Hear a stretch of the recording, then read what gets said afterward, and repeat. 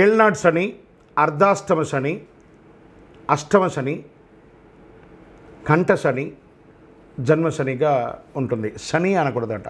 శని భగవానుడు 7.5 సంవత్సరాలు శని భగవానుడు తన యొక్క ప్రయాణాన్ని మన జీవితంలో బాల్యం, యవ్వనం, కౌమారంలో వస్తుంటారు. ఇదే విధంగా దాన్ని కూడా అర్ధాష్టమ శని, అష్టమంలో అర్ధం, ఆ 2.5 సంవత్సరాలు ఉంటారు. అష్టమ శని 3.5 సంవత్సరాలు ఉంటారు. కంఠ శని జన్మ శనిగా వచ్చి కూర్చొని ఉంటారు. ఈ సమయాలలో శని భగవానుడు మందగమనుడు, స్లోగా జరుగుతూ ఉంటాడు. కాబట్టి మన యొక్క బుద్ధిలో ఏదో ఒక తారుమారుని క్రియేట్ చేస్తూ ఉంటాడు.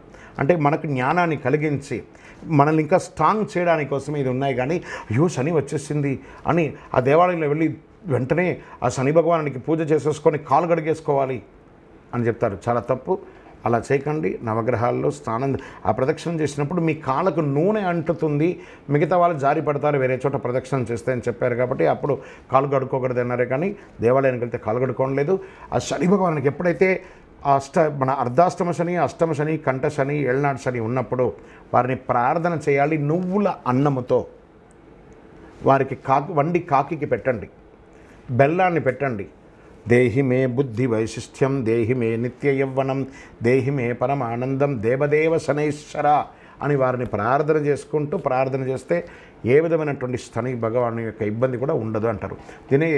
దీంట్లో ఎలా చెప్పారంటే ప్రతి ఒక్కరికి ఆ శని భగవానుడు పడతాడు. ఇలాగే రామకార్యంలో ఉన్నటువంటి ఆంజనేయుడికి శని భగవానుడు పట్టడానికి వచ్చేసాడు.